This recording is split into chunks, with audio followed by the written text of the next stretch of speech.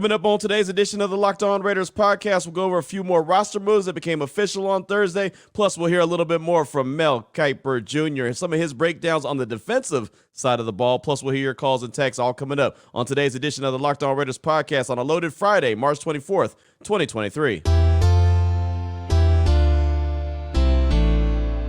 Just win. Just win. Just win. Just win. The autumn wind is a raider, pillaging just for fun. He'll knock you round and upside down and laugh when he's conquered and won, and won, and won, and won, and won. And welcome in, Raider Nation, to another edition of the Locked On Raider podcast. Thank you so much for making the show your first listen of the day. Make sure you subscribe or follow for free on YouTube or wherever you listen to podcasts to make sure you get the latest edition of the show as soon as it's available. YouTube is the platform of choice. It's all good and it's all possible because of my guy Ari. He's putting in the work in the background. You can check him out on Twitter at Ari Produces and shout him out and say thanks because, again, he's doing a fine job on YouTube. We definitely appreciate him. Today's edition of the Locked On Raiders podcast is brought to you by FanDuel Sportsbook, the official sportsbook of the NFL. Make every moment more. Visit FanDuel.com/LockedOn today to get started. Got a lot to get to on today's show. And before we really do, I tell you all the time that there's football and then there's real life. So wanted to go ahead and touch on a couple real life situations real quick before we dive into the show. I got a text from Jay Raider out in Oakland in the town. He said, "What's up, Q? Want to see if you can send a shout out to my sister Lori. She passed away earlier this week and it devastated the family. She was a Raider fan and we got some good memories from the games in Oakland. Appreciate it. And rest in peace, big sis." That's from Jay Raider in the town, and we definitely appreciate you sharing that. Obviously, it's not a good feeling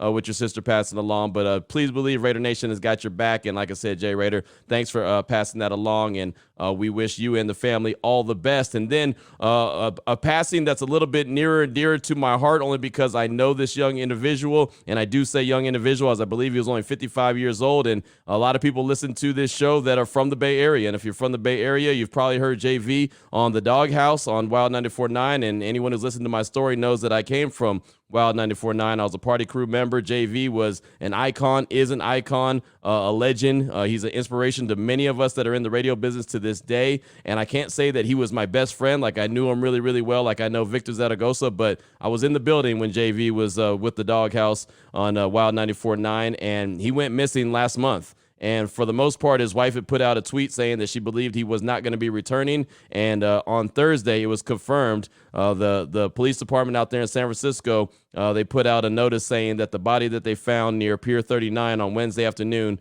was identified as JV. So Wild 94.9 put out a notice on Twitter saying, "With the heavy heart, we must confirm the body found near Pier 39 on Wednesday afternoon has been identified as our dear friend, family member, and colleague, JV. We are devastated to know JV is gone. Please keep his wife, Natasha, his family, and close friends in your thoughts and prayers." Wild 94.9. And yeah, I mean, just near and dear to my heart. Again, I grew up in the Wild 94.9 building, grew up with all those guys back in the day, and really, I wouldn't be the guy I am today if it wasn't for that stop in my radio career. That was the start of my radio career, as a matter of fact. So many prayers to JV's family, his wife, Natasha, and everyone around him, and plenty of people in the Bay Area grew up on the Doghouse. So a lot of folks know JV. Now, with that being said, we'll go ahead and dedicate today's show to JV, and we'll also dedicate today's show to Jay Raider's sister, Lori, obviously, as they both have passed away. So we're going to go ahead and dedicate this Friday show to them and their memory. So let's go ahead and jump into the news and notes here in segment number one. And first, the Raiders re-signed Keelan Cole. That's something that we had talked about earlier in the week, but they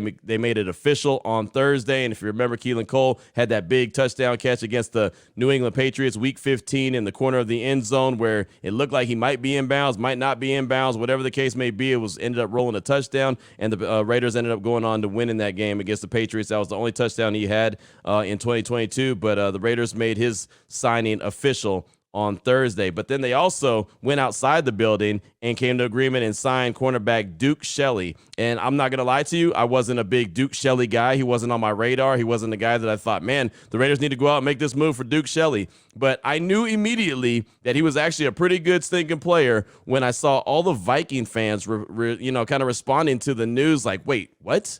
Duke Shelley's gone? So when you see another fan base get upset when a player leaves, you know that this player is pretty good. And Shelley is only 5'9", 176 pounds. He joins the Raiders after stints with the Bears and the Minnesota Vikings. He was originally a sixth-round pick of Chicago in the 2019 NFL Draft. He's been in 41 career games with 11 starts, 80 total tackles, 58 solo, 1 interception, and 12 passes defense. And last season, he was in 11 games with 5 starts and set career highs in tackles, interceptions, and passes defense, 30 tackles, 1 interception, and 8 passes defense for the Minnesota Vikings. So I had to do a little bit more deep diving because, like I said, I saw a lot of fans getting upset because Duke Shelley was not there. And the thing about Duke that's even crazier is he's only 5'9", so you start thinking about a Meek Robertson, you start thinking of a slot corner. No, Duke Shelley actually played on the outside. He never played in the slot with Minnesota, so he was a boundary corner at 5'9", 176. I mean, that is nothing. Right? I mean, that is 5'9", 176 pounds is nothing for a corner or an NFL player in general, but he was playing a boundary corner. So pretty impressive right there. So I went out to Mark Craig, my guy from the Minneapolis Star-Tribune, had him on my radio show on Thursday on Raider Nation Radio 920 on Necessary Roughness, just to get a little bit of background on Duke Shelley, to find out who he is, why the fan base was so upset about him. But here's what Mark had to say about Duke and the loss he was to the Minnesota Vikings. Yeah, I mean, Duke wasn't here very long, but I think he endeared himself because, other than Patrick Peterson, he was their best corner, which is really strange when you think, he's brought in September, I think, as a, practice squad guy, didn't really play much at all. In fact, he played such a big role, and he played 3 snaps in that Buffalo Bills game, that probably the game of the year in the NFL where the Vikings won 33-30 in overtime. An injury to Cameron Dantzler, brings him onto the field in overtime. He plays 3 snaps, but one of them is he's 5'9", 5'8". He's stuck on the tight end Dawson Knox, who's like 6'5", and it's a goal line play, and he goes up and challenges his tight end and has a pass deflection, a great pass deflection for a guy making his first snaps as a Viking.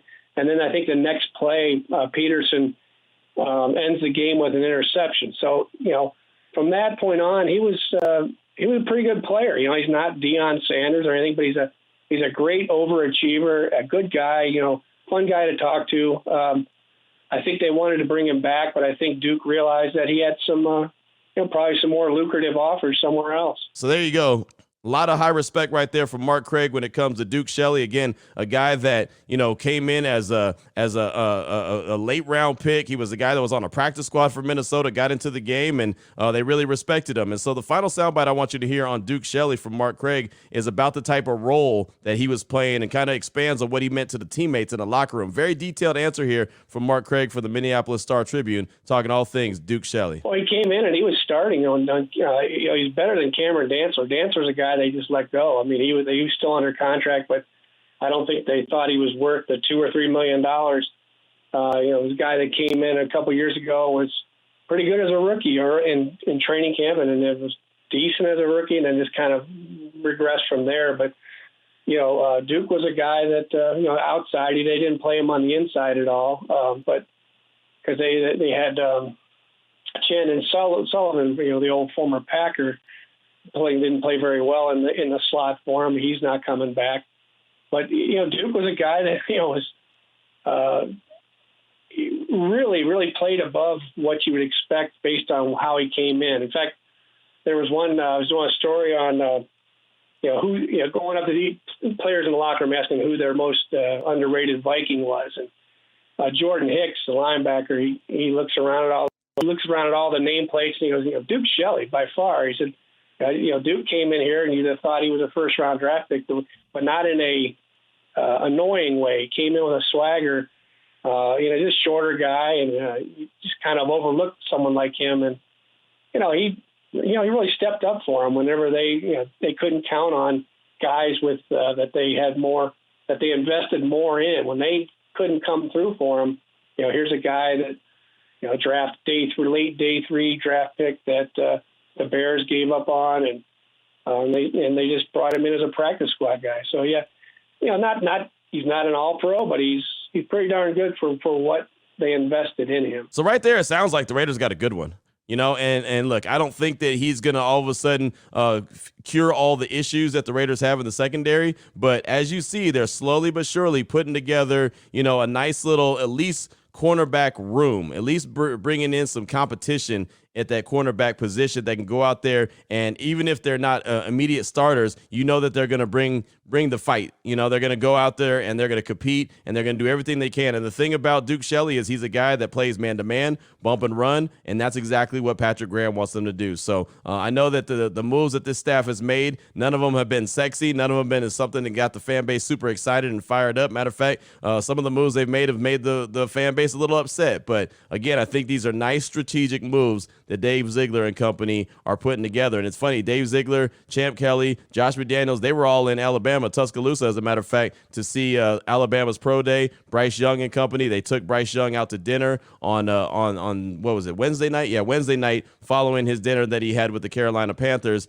after Ohio State had their pro day. So C.J. Stroud went out with Carolina and multiple other teams, and then Bryce Young did the same thing. Well, then the Raiders took Bryce Young out to dinner as well. So they got to know Bryce Young. I'm not saying that means they're going to go draft him or make a move to go draft him, but interesting that they went and kind of picked the brain of Bryce Young and got to know him a little bit. So just again, a little nugget to hold on to. But I did find that signing, cornerback Duke Shelley, to be a pretty good one. At least it sounds like a pretty good one. He played pretty well for the Minnesota Vikings in 2022. Final note I have for you for segment number 1 of today's Locked On Raiders podcast, news and notes of the day. Tom Brady, he ends up in Vegas after all, right? You knew it somehow he was going to end up in Vegas. Now, not with the Raiders, but with the Aces. It was announced on Thursday by owner Mark Davis, announced that 7-time Super Bowl champion Tom Brady has acquired an ownership interest in the world champion Las Vegas Aces of the WNBA. Mark Davis went on to say, since I purchased the Aces, our goal has been to win on and off the court. Tom Brady is a win not only for the Aces and the WNBA, but for women's professional sports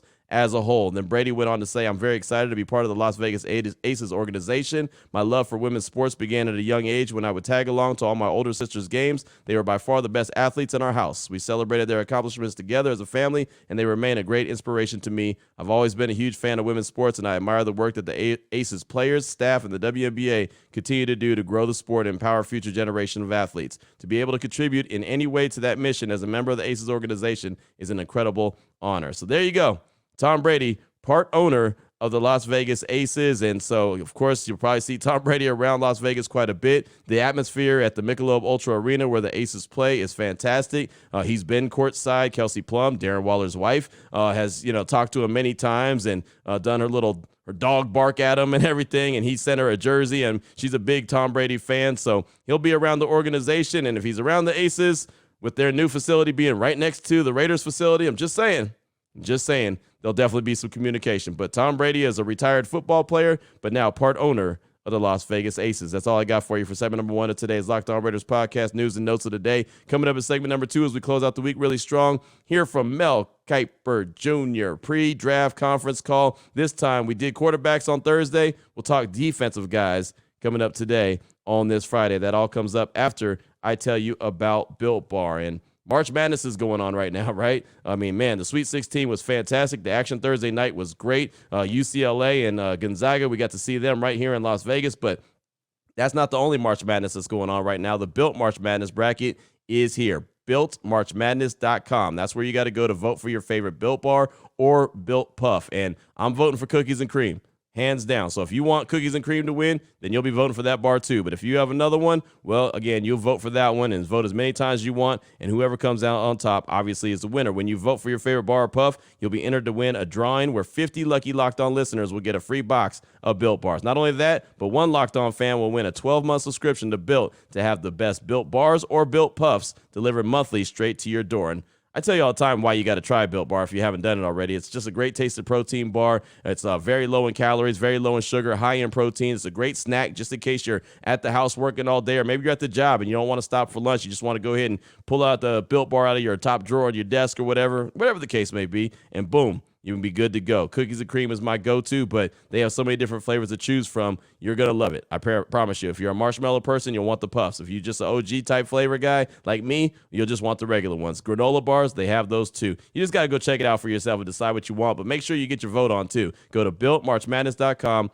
vote for your favorite bar or puff, and pick up a box while you're there. Again, BuiltMarchMadness.com. All right, Raider Nation, here we go. Segment number 2 of today's Locked On Raiders podcast. Time to jump into some more breakdowns from Mel Kiper Jr. He had his pre-draft conference call the other day, and of course, we had the sound bites when it came to the quarterback position and just his thoughts on Anthony Richardson and Will Levis and C.J. Stroud and Bryce Young and Hendon Hooker. All that we did just the other day on Thursday's show. So now I want to kind of focus in on other areas of the team, defense, and we'll even jump in with a little offensive line sound bite and breakdown from Mel Kiper Jr. So let's go ahead and jump right into it. Let me go over the top 10 real quick again as he put out his mock draft 3.0. Carolina at number 1, quarterback C.J. Stroud. Houston at number 2, quarterback Bryce Young. He had Indy trading up to number 3 with Arizona taking quarterback Will Levis. So 3 quarterbacks back to back to back. Then Arizona sitting there at number 4, who traded with Indy down 1 spot, goes defensive line Will Anderson out of Alabama. Seattle gets back into the quarterback business at number 5, quarterback Anthony Richardson out of Florida. Detroit at number 6, the defensive tackle Jalen Carter out of Georgia. The Raiders at number 7, cornerback Christian Gonzalez out of Oregon. ATL, cornerback Devon Witherspoon out of Illinois. Chicago offensive tackle Paris Johnson Jr. out of Ohio State. And then Philadelphia guard Peter Skoronski out of Northwestern. So that was his top 10 right there on Mock Draft 3.0. And, of course, it's going to change. It's about a month away still, a little bit over a month before the draft actually happens. So it's going to change a little bit between now and the actual first round of the draft. But let's go ahead, now that you know the top 10 on his Mock Draft 3.0, let's go ahead and get into some defensive breakdowns. And the first one is the top defensive tackles. And this is really a question that was thrown out there in terms of the Jets, but if Jalen Carter is not your guy, maybe the Raiders or any other team took him off their board because everything going on off the field, his pro day wasn't great. So maybe Jalen Carter is just not the guy. But who are the top defensive tackles in this class? Because there are plenty of defensive tackles not named Jalen Carter. Here's Mel Kiper Jr. Rich, that's a great question. I went with Jalen Carter gone, obviously. You know, when you talk about pick 6, some people think he could drop a little bit. I don't. Anywhere between 5 and 10, Jalen Carter could come off the board. It's obviously before pick 13. Now, if you got that number, Warren Sapp dropped to 12, I believe, Rich, when he came out. So you never know. You never know. But so if he was there, certainly Jalen Carter. But the guy that's red hot right now, and I have him going in the later first, I almost put him at 10 to Philadelphia, is Adetomiwa Adebawore from Northwestern. He had production at Northwestern. He was forcing fumbles. He had a lot of quarterback pressures. He's over 280. He ran 4.49. He's got long arms. He's a great kid, recruited by Army Air Force, ends up at Northwestern. So he would be next to Kalijah Cansey from Pitts, a 3 technique, super quick. It's about 6'1", 280. Ran really well at the combine. Actually ran better than Aaron Donald. Doesn't have the arm length of Donald, though. Brian Brzee at Clemson, is his situation, the anguish, mentally anguish with his sister passing away. And then he had the medical situation. He had the ACL 2 years ago. He would look refreshed and regenerated at the combine, looked really good. Brian came out of Damascus, Maryland. He's a local kid here from the Maryland area. Great family, a great kid. I think he's in the late first round mix now as well. So those are the 4 Rich first round defensive tackles. Carter, and I think Adebawore, some think defensive end. I think he's a 3 technique, and then Cansey, and then Brzee. So there you go. There's some other names outside of Jalen Carter. And again, he's still the best defensive tackle. And hell, he could be the best player in this upcoming draft. And I'm not saying that any team has to rule him off their board or cross him off their board, including the Raiders, right? I'm not saying that, but whoever goes ahead and takes him, they have to really do their due diligence, make sure they do their research, and feel 100% comfortable. Because not only, are you, taking a risk just based off of what you've seen, but you also realize that this guy is going to go very high in the draft, which means he's going to get a whole lot of money. And sometimes, that could be a dangerous combination. So you really have to know who you're investing in if you're one of these teams. So not saying that he's going to drop out of the first round. I don't even think he drops out of the top 10, to be 100% honest with you, but we'll see. But there's other defensive tackles that you can get that aren't named Jalen Carter. And I'm always intrigued by the cornerbacks, right? You know what I say, DBs win games. And, he has Christian Gonzalez going number 7 to the Raiders. And I like that pick. And it's funny, I've had this conversation, who do you take at 7 if you go with the best defensive player? And my answer is whoever your highest ranked defensive player is, because the Raiders need defensive help all over the field. Defensive line, corners, linebackers, safety, you name it, they need it. So Mel has them going with the cornerback. So here's Mel talking about this year's cornerback class, and this is really from a Patriots point of view, who pick at number 14, but it's still a little bit of good insight as far as I'm concerned on how deep this class is when it comes to corners. You mentioned corner. I had Joey Porter Jr., a press corner, son of Joey Porter, physical guy with great length. A guy that I think is very underrated, Mike, is Emmanuel Forbes from Mississippi State. Love the kid. I mean, this kid had 14 career interceptions. He had 6 pick sixes, one of which against Will Levis this year. He ran 4.35, 37.5 vertically, 6'1", 166. He's got length. People say, well, I call him the Splendid Splinter 3. Devontae Smith was Splendid Splinter 2. He's Splendid Splinter 3. He's really the cornerback version of Devontae Smith. He ran 4.35. He was durable, Mike. He only missed one game. That wasn't an injury. So in his career. So, Emmanuel Forbes, really good football player. Christian Gonzalez from Oregon, formerly of Colorado, had 4 picks this year. First time in his career he had an interception. He's going to go high. Deontay Banks, Maryland, doesn't locate the deep ball as well as you would want. That's the one thing he needs to work on. But I'll tell you what, he tested well. He had a heck of a year. Came back from a shoulder injury. He missed all of 2021. Cam Smith, South Carolina. Keely Ringo, mixed opinion on him. Straight line speed guy. Tests well, has size. Just a little stiff for me. Julius Brents, Kansas State's rising. Riley Moss, Iowa's been in that second, third round mix all along. Clark Phillips, the third from Utah, is more of a nickel. I'm telling you, I go 29 to 35 deep at corner. It's the deepest position in the draft by far, Mike. You're going to find corners like Keetrell Clark at Louisville, Miles Brooks, Louisiana Tech, Lance Boykin, Coastal Carolina, Corey Trice, Purdue. They're going to go and drop down just a little bit. Eric Scott, Southern Mississippi, is a little underrated. Nick Jones, Ball State. Eli Ricks, if he can ever find what he did at LSU that first year, he wasn't even a starter at Alabama. Yeah, but he played great as a freshman at LSU. He's going to probably be a late round pick at best. So the cornerback position, in fact, I'm looking 35 to 40 corners that I think will play in the league out of this draft. So what I really like about the way that Mel gives these answers, man, he just rattles them off and rattles them off. I mean, this dude is like a walking encyclopedia when it comes to the NFL draft. I really like his show on ESPN, Darian Mel, whenever you get to ask him draft questions, because, man, he just rattles them off, and he gives you great detailed answers. And right when you think he's wrapping up, then he gives you another example. So there you go. He gave you a lot of names right there when it came to the cornerback class, and I know there's a bunch of those names that you probably recognize. I'm a big fan of Christian Gonzalez. I'm a big fan of Devon Witherspoon. Of course, I'm a big fan of Joey Porter Jr. as well, but there's plenty others that you could pick that are going to be good. But if the Raiders were going to go and get a top flight corner, I'm looking at either Christian Gonzalez or Devon Witherspoon. And Witherspoon is a guy, well, actually they both are guys that could play man coverage really well, press you, bump and run you at the line of scrimmage. And I think Devon might be just a little bit scrappier. He might be that guy that's just a little bit more handsy. But Christian Gonzalez has got the size. He's got the length. He's 6'2". He's got all that. So I wouldn't be mad at either one of those picks if the Raiders went that direction. I also wouldn't be mad if they went D-line. Just because they need, like I mentioned before, so much help on the defensive side of things. How about Alabama's Will Anderson? He's a guy that Mel Kiper Jr. has him going number 3 overall to the Arizona Cardinals. Number 4 to the Arizona Cardinals, as Arizona traded down one spot in his mock draft. So he has them going to Arizona regardless. They don't need a quarterback. They have Kyler Murray. So his answer was just about what you're getting, what a team is getting in Alabama's edge rusher, Will Anderson. I'll tell you what, he's a great kid. So you're character-wise, best ever. I mean, I don't know of anybody character-wise will ever touch in any position. He's going to be right up there with the greats in terms of character. You love the kid. I mean, he's all business. He wants to be great. He's a team guy. He's humble. You love him. You want him on your team. Is he? It's not a knock. It's just right. It's saying he's not Myles Garrett and Von Miller is not a knock. There's very few. There are Myles Garrett and Von Miller that have that incredible bend off the edge, that incredible first step quickness, and incredible explosiveness out of the blocks. That's not a knock. That's just the reality is there's only very few that are Myles Garrett and Von Miller. So for me, he's a shade below that. That's why I get into, is he an 8 to 12 sack a year guy? Is he an 18 to 20 sack a year guy? If you want the 18 to 20, probably not. If you want the 8 to 10 to 12, I think that's what he will be. And what did Aiden Hutchinson have this year? 9.5, 10 sacks? We're raving about Aiden. Great year.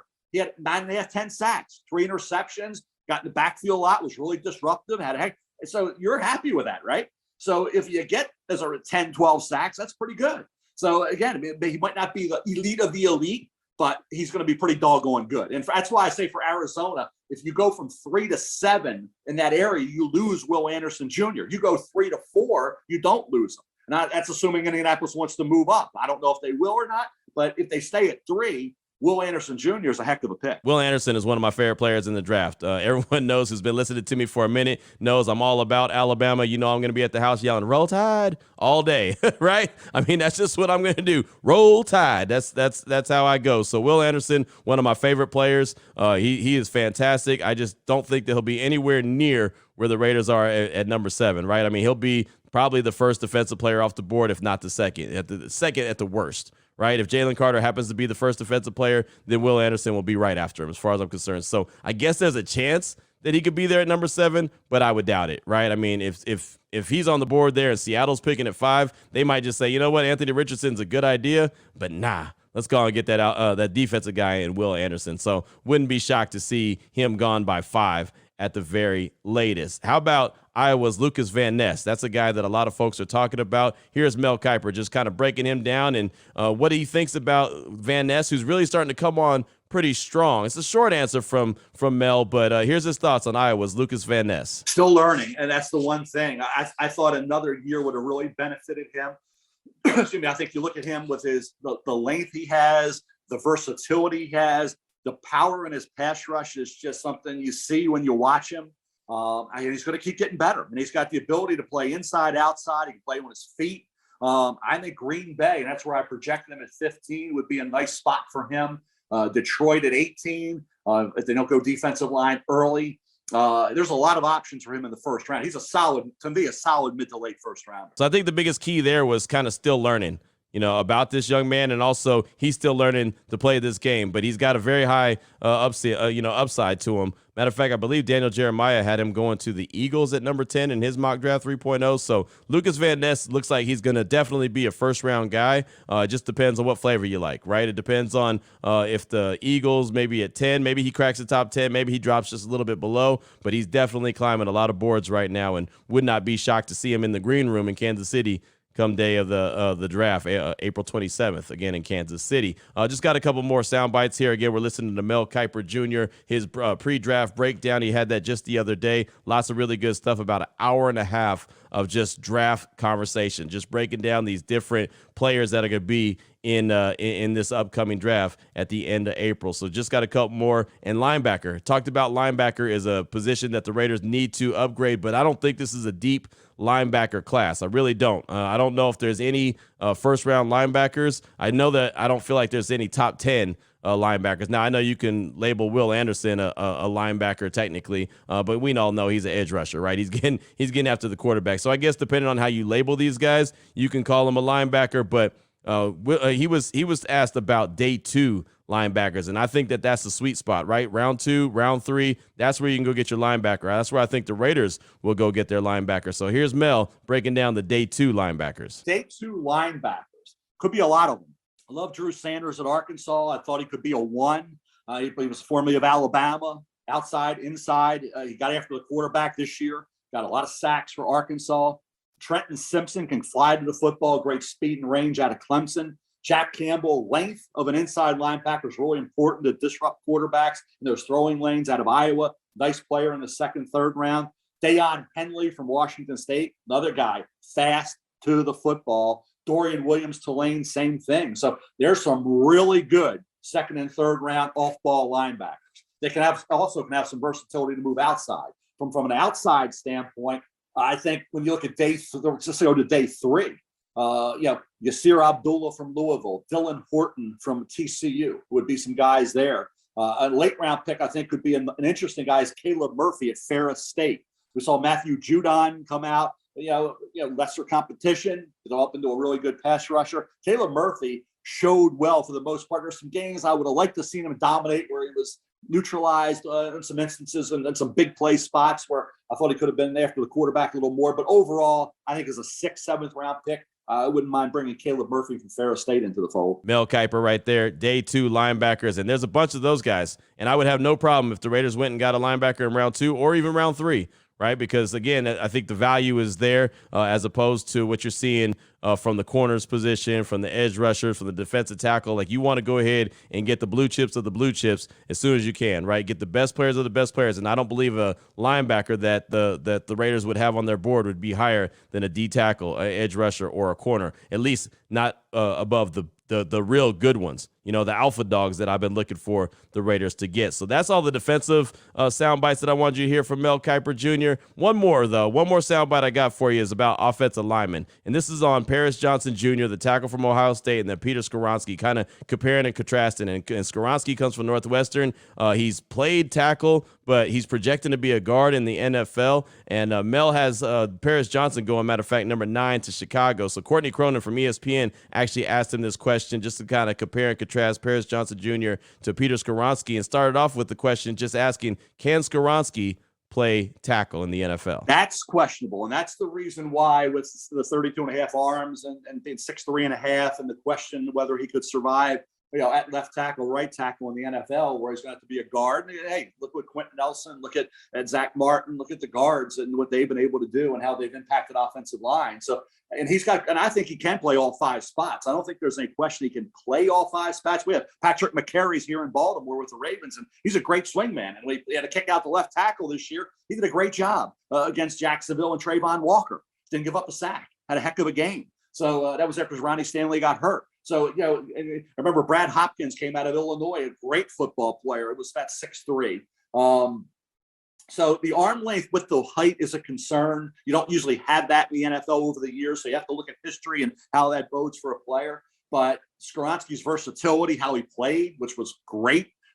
His film evaluation grades were off the charts. It got down to those 2. I actually had Skoronski going 1 pick later to Philadelphia. So either one of those 2 would make sense. Johnson, I think, gives you more of the prototypical left tackle, right tackle in the NFL. So there it is. There it was right there. Good little breakdown. You have to assume that those 2 guys, regardless of the order, are going to be the 2 guys that go off the board first as far as offensive linemen, both Paris Johnson Jr., tackle from Ohio State, and Peter Skoronski, who's from Northwestern and expected to be a guard. And you heard the reason why he's expected to be a guard in the NFL from Mel Kiper Jr. And believe me, after 2 days of sound bites from that man, I still have plenty more, right? Not going to get to any more, but I have plenty more. I could take up the whole next segment if I wanted to, but I'm going to jump into calls and texts. Want to hear from you, 707-654-4693. We'll do that coming up in segment number 3 after I tell you about FanDuel. And FanDuel is really heating up, especially because the tournament's heating up, so it's the perfect time to download the FanDuel app. It's America's #1 sports book. New customers get a no-sweat first bet up to $1,000. That's bonus bets back if your first bet doesn't win. All you got to do is download the FanDuel Sportsbook app. It's safe, secure, and it's super easy to use. Then you can bet on everything from the money line, points scored, threes hitting the game, anything you want, they've got covered. Plus, FanDuel even lets you combine your bets for a chance at a bigger payout with the same game parlay. So don't miss a chance to get your no-sweat first bet up to $1,000 in bonus bets when you go to FanDuel.com/lockedon. That's FanDuel.com/lockedon to learn about more. Make every moment more with FanDuel, an official sports betting partner of the NBA. Here we go, Raider Nation, segment number 3 of today's Locked On Raiders podcast. Your calls and text straight off that Locked On Raider podcast voicemail line, 707-654-4693. Going to try to get through these as quick as possible. Got some lengthy texts here, but let's go ahead and jump right into it. The first one is a text from Raider Manny. He said, what up, Q? Raider Manny here, calling from San Diego, longtime listener, first time texting into the show. Have a personal question for you that maybe you could help me out with. It's not podcast related, but since you have a few contacts, I thought I'd give it a shot. I'm active duty Navy, enlisted, and retiring late October or early November this year. Haven't set a date yet because I'm waiting on the schedule to come out because I want to take my family to a home game and celebrate my 20 years of service that same weekend of my retirement. Been a Raider fan since I was a kid, and my small command and I work for here gave me the idea of trying to have my traditional Navy retirement at Allegiant Stadium. It sounded crazy at first, but since I'm with a small unit right now, I think I can manage it. That'd be one for the books. Asking if you have a military point of contact or a liaison office I could call, or someone that maybe coordinates renting even a small room at Allegiant Stadium. If not, no worries. I'll keep trying. I told myself if all else fails, I'll have my traditional Navy retirement in the parking lot at J-Lot, since Raider Nation is the family as well. Thanks for all that you do and all the hard work you do for us. You're doing an amazing job, Raiders. That's from Raider Manny. And first of all, Raider Manny, thank you so much. We appreciate you, and thank you for your service. That's awesome. 20 years of service is fantastic. So thank you so much for that. And I'm not sure exactly who to talk to. I would probably start with Mike Taylor. He's kind of the community service guy. He's fantastic. He's been with the organization forever. Like, he was Al Davis's right-hand man. MT is the guy. So I would probably start there. But if you go to Raiders.com, I guarantee you could probably find a contact that maybe you could reach out to. And, I'll poke my head around as well and just ask a few questions. But I definitely wanted to make sure that text got on the show, because, again, we definitely appreciate you for your service. 20 years of service is nothing to shake a stick at, and we definitely appreciate you. Thank you so much for that, Raider Manny. And hopefully I can run into you at Allegiant Stadium and help celebrate your retirement as well. Up next, got a call from Big Nate in L.A. He's calling to ask about a landing spot for DeAndre Hopkins, based off something he heard on Locked On NFL on Wednesday's show. Here's Big Nate in L.A. Hey, Q, Big Nate from Los Angeles. I just had wanted to know your thoughts on the move that I heard on Locked On NFL today. They were talking about potential landing spots for D-Hop. And the 4 teams they were talking about was the Giants, the Titans, the Falcons, and the Patriots. Then one of the hosts said maybe the Bills is a potential landing spot because they need a number 2 receiver. But I was thinking, you already know what I'm about to say. Could it be possible if you guys made a trade for him? I know you guys have the draft capital. They were talking about the Cardinals will want at least a second round pick, or like 2 mid-round picks. And I know you guys have the draft capital, and you put D-Hop on that wide receiving core, and man, sky's the limit. So is it a reach, or you think it's possible? Your thoughts. Thanks for taking my call. Thank you for the call, my man. And as dynamic as a wide receiver room that would be, I don't see it happening. And I know that Pac-Man Jones was on, I think, Pat McAfee's show on Thursday and said that the Raiders were one of the 5 teams that were talking about DeAndre Hopkins. I would be shocked. Again, the wide receiver room would be fantastic. I would be shocked if that were to happen, though. But, I mean, just because I'd be shocked doesn't mean it won't.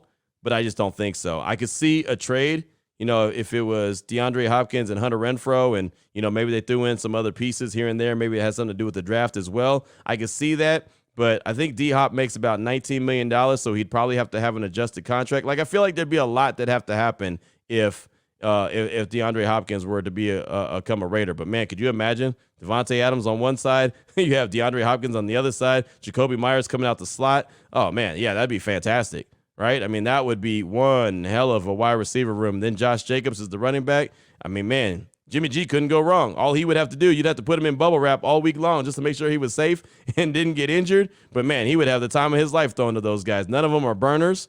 I guess Philip Dorsett would be your burner. But, man, he can get the ball out, and those guys could do everything that they do. They'll secure the ball, they'll catch the ball, and make everything happen after the catch. But, like I said, I really don't see that happening. But definitely thank you so much for the call, my man. I definitely appreciate you. Next up, got a text from Augie from the 661. Really lengthy text here. Hey, Q, first-time texter, Augie from the 661. Just want to start by saying that I've been a long-time Raider fan, and I was turned on to the podcast as of the last couple years. Haven't missed one day since being introduced. I listen to you every day, and boy, I'm glad I have the opportunity to get all the insights you deliver. I can honestly say that it's made me even more of a Raider fan. I love listening to different perspectives on how the team goes, and I'm able to make educated opinions on how I see my team. Most of all, Q, love how you keep it real. Much props to you and your delivery style of always stating facts and also being a fan. It's no secret that you two want the best for Raider Nation. You certainly help me stay grounded when my team loses. Thanks for putting on a great show and everything you do. Also, I've been listening to the latest podcast since the Waller trade, and I can't believe how some are still upset that he was traded. I have to admit, I became a huge fan of Waller myself, as he was and is a great story with superstar success. I, too, enjoyed the excitement of watching him make huge plays and score touchdowns on those Sundays when we didn't have much to cheer for. And for long-lasting losing years began to see some light with exciting scores and moral victories. But let's get real, Q. These are players that need to be at the highest level of dedication. These are players that get paid tons of money to play and show up every game, not just when they want. I know that I, along with Raider Nation, get asked to perform at our highest on a daily by our employers. What makes this player any different? In fact, he should be holding himself to a higher standard just for the mere fact that this is what he strived for all his life, probably since he played Pee Wee football. I think it's pretty arrogant to think that an elite NFL player feels that he does not need to work hard at his craft and that believes he could turn it on and off when he wants. Clearly, that person is no longer hungry and motivated with the burn to do more, especially contribute to the team's chances for a championship. And there is certainly a lack of desire to maintain their elite leadership reputation as someone that the team and fans count on. Tickets aren't cheap, not to mention the young fans that idol and look up to him. After all, isn't that what they literally signed up for? How many college prospects wouldn't have given anything to be in his shoes? Even better, how many cut NFL players wouldn't love to have his talent and still play in the team? This is a dream. Let's keep it real. The NFL is hard. One can't stay here long with that lack of commitment. His mentality is 1 foot out the door, and I think the right decision to trade him was made. Now on to someone that wants to win. Raiders. Augie from the 661 out. Very lengthy text right there, Augie. I appreciate you. And yeah, I think it's a lot of layers when it comes to Darren Waller. Like, he's a hell of a player, obviously. A hell of a dude, obviously. Hell of a story, obviously. And I'll always root for Darren Waller. He's also a guy that, as much as I want to see guys be, just like you're saying, like dedicated to football, and there's nothing else, he's also one of those guys, because of everything that goes on in his life, he kind of needs, not to be all the way locked in all the time. And I know that sounds like a cop-out, but, I mean, he's come out and said it. Like, I have to do other things. I have to do my music. I have to take time to do my yoga. I have to do, things that I have to meditate. There's things that he has to do for his mental capacity and his mental health. And I'll never, ever, ever, put anybody down for that or shame anybody for that, because you've got to do what you got to do to maintain your mental health. And we all know everything that's going on with Darren Waller. So he might not have been 100% dedicated, and he might not have felt like, he fit in with this new staff. It might have looked like he was 1 foot in and 1 foot out. I don't think that was the case. I just don't think that he meshed well with these guys. I really don't, because their mentality is football. They want you to have a dream about football. They want you to wake up and eat football. They want you to go work out football. They want you to go sleep football. You know what I mean? Like, everything is football. They want you to get in your football and drive to work, right? I mean, it's all football. It's all ball. That's just who they are. That's what they're all about. And, that's kind of just, again, that's their mentality. And that's not for everybody. It isn't. Like, for me, cool. That's fine. You can require that of me, and I think I'd find a way to make it happen, right? It might not be football, but I mean, even with what I do, I mean, I like, that's just kind of who I am, to a fault, right? But it just is what it is. I just think with Waller, he was one of those guys that he cannot be put to that kind of extreme, just because he's got to be able to maintain a certain mental health capacity for his sake. So I think him going to New York was great. I think it'll be a good landing spot for him. I think he'll do some really good things with the Giants. Like I said, I'll always root for him. He's a great guy. He did some great things here in the community here in Las Vegas, including walking the tunnels, with plenty of homeless people and just seeing how they live. I mean, he's really humbled himself and done a lot of great things. So I don't fault him for what happened. He just wasn't a good fit with this staff, and that's what happens when new people come in. So I understand exactly where you're coming from, but like I said, I don't really hold any of that against Waller. I just think that it wasn't a good fit with the team in its capacity. One more call, and then we'll close out the show for the day and also close out the show for the week. We'll take it from Raider X. He's calling to talk about the commitment to excellence and what that means when it comes to the new staff that's in charge of leading this team in the direction they believe they will be, in the winning direction. Here he is, Raider X. Hey, Q, Raider X. Great content. Really appreciate everything that you do. Real quick and sweet here. Just really getting tired of all the bashing on this new regime. Give them a chance. And I'm really, really just, tired of hearing this whole Patriot way. End of the day, and God bless all the information that you provide us to give us a little bit more insight, and spread that news across the board for everybody to understand what it is. And really all it is about accountability and commitment. Has everybody forgot what the overall motto of the Raiders is? It's the commitment to excellence. Commitment, and that's what they're looking for, is committed players, committed to the team, committed to their craft, committed to the overall skill, and committed to winning. And all they're bringing this regime is overall discipline, ownership, and accountability. And if that's what they're bringing, That's what they need. Then the Raiders have to turn the table and turn over a new leaf and stop playing upon for relationships and friendships and the good old boys and start doing like a business.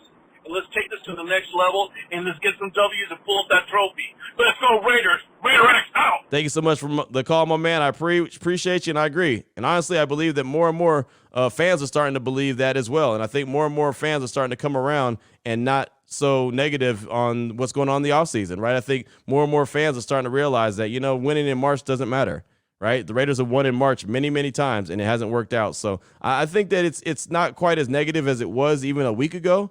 I think things are starting to really start to take shape, and I think a lot of people are getting fired up and excited about the upcoming NFL draft as it's just a little bit over a month away. But yeah, I mean, commitment to excellence is all about, just being dedicated to your craft and doing what you do, right? I mean, that's just that was always the Raiders way, and people talk about the Patriots way, and it was funny the other day at the Intermountain Healthcare Performance Center when Jacoby Myers was asked what the Patriot way is, and he was just like, it's just being dedicated to your family around you. Your football family and doing what's best for the team and helping your team win. I mean, it's not really the Patriot way. It's just a winning way, right? So it's going back to your point and your call. So thank you, Raider X, for that. I do appreciate you. And that's all I got time for. Matter of fact, went a little overtime on today's show, and shocking that happened, right? Ari right now is rolling his eyes like, yeah, okay, Q. No need to apologize. You do it every day. So I don't know why you're apologizing now, but sorry, Ari.